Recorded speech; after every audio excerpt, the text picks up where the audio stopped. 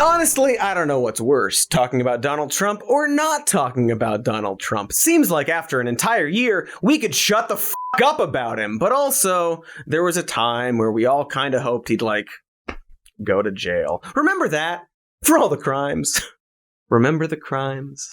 So as much as we don't want to start the new year by reminding everyone of the bad president from more than a year ago, we should really be wondering what's going on with all of that crime stuff. And of course, it should be noted that Trump has so many lawsuits that you can find interactive web pages guiding you through all of them. A lot of it is your typical Trump crimes, like promoting a pyramid scheme and treating employees like garbage. So we might as well skip that and start with the sexual assault allegation. You know how our former president sure seemed to have done a lot of sexual assault stuff? Well, amazingly, only one of those incidents has resulted in a court case, specifically from E. Jean Carroll, who in 2019 accused Trump of assaulting her back in the 90s.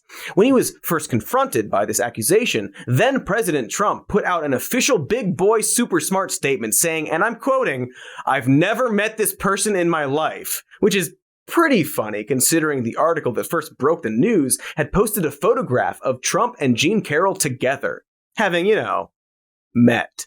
Very smart stuff. Really good at crimes. Glad we made him president that one time. Trump went on to deny the incident took place and call his accuser all kinds of names, prompting Carroll to file a lawsuit for defamation. This is the lawsuit that is continuing to this day, one where Trump is being asked to submit a DNA sample. The reasoning being that in order to prove defamation, Carroll will simply have to prove that Trump was lying in his denial. And so her lawyers want to match DNA on her dress from the assault to Trump, which will at least prove that they have met and interacted. It's interesting, bipartisan pattern of presidents and DNA and dresses. Anyway, I wanted to lay this out because, as you might have figured, none of this would result in Trump actually facing penalties for sexual assault, the thing he's done.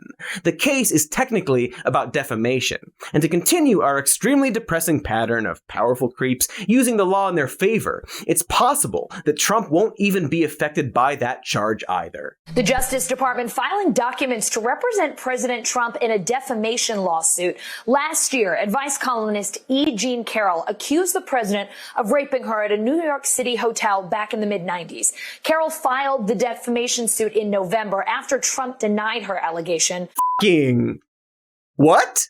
So the DOJ, or more specifically the DOJ under current President Joe Squintface Biden, is making an effort to defend former President Donald Trump in his defamation suit concerning the rape he did. The argument here being that since Trump made the statements officially as the president, he was actually representing the government when he lied about having not met E. Jean Carroll. Therefore, her case should be against the government and not the individual of Donald Trump. And what makes that all even more fucked up, if the DOJ is allowed to do this, then it will prevent Carroll's lawyers from obtaining a DNA sample. In fact, it'll completely end her defamation case altogether. Because, and this is real life, it turns out that you can't sue the government for defamation. No, really. It's why Trump was able to use his presidency to harass and lie about the press all of the fucking time. It turns out that back in 1946, when Congress created a law dealing with consequences for people injured by our government, they completely skipped over acts of slander or libel because they deemed it too complicated to lump into claims of physical harm.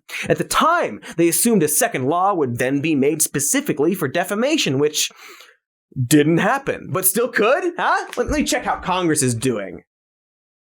Okay, so they're probably not gonna ever do that. So yeah, everyone just forgot about it, creating this loophole that will now most likely shield our terrible former president from ever even a sliver of consequence for opening his idiot mouth whenever he liked. And this is where we really hit the main theme of this episode, folks. Huzzah, theme! Specifically, the pattern of extremely bad people who have obviously done crimes, somehow being immune to consequence, in part because of the methods people are using to try and nail them.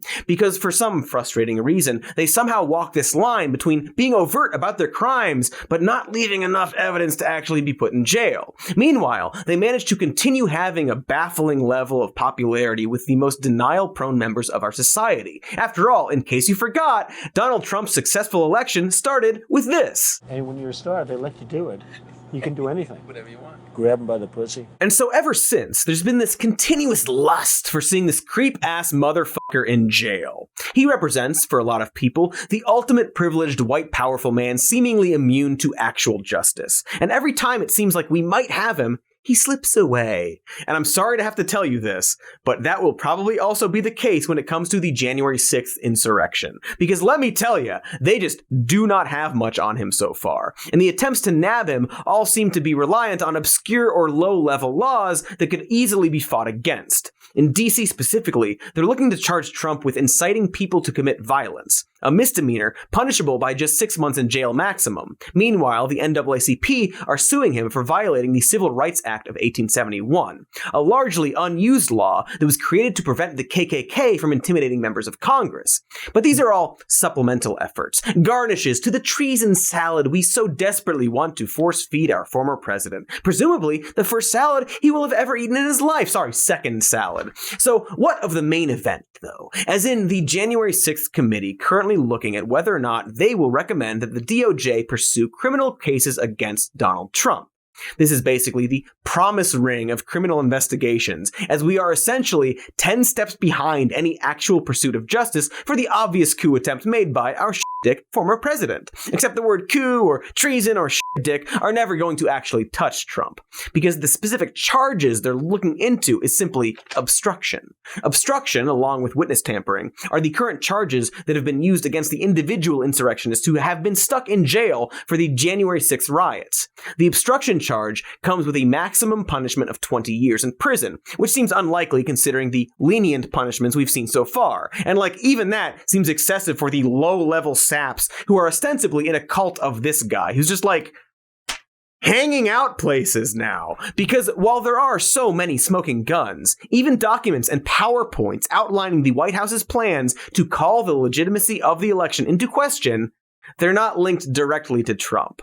Although we now definitively know, with evidence, that Fox News functions explicitly as a propaganda tool for the right and had been communicating directly with Trump. But I guess that's such a given that it's not even shocking to hear. It's just weird that we've all sort of accepted that there's an entire news channel that openly does this. Anyway, in the case of the PowerPoint, it is entirely framed as if they actually believe the election isn't legitimate. What I mean is that they never explicitly say, this is how we're going to do a coup, nor is there any evidence that it was shown to Trump or that Trump acted on it.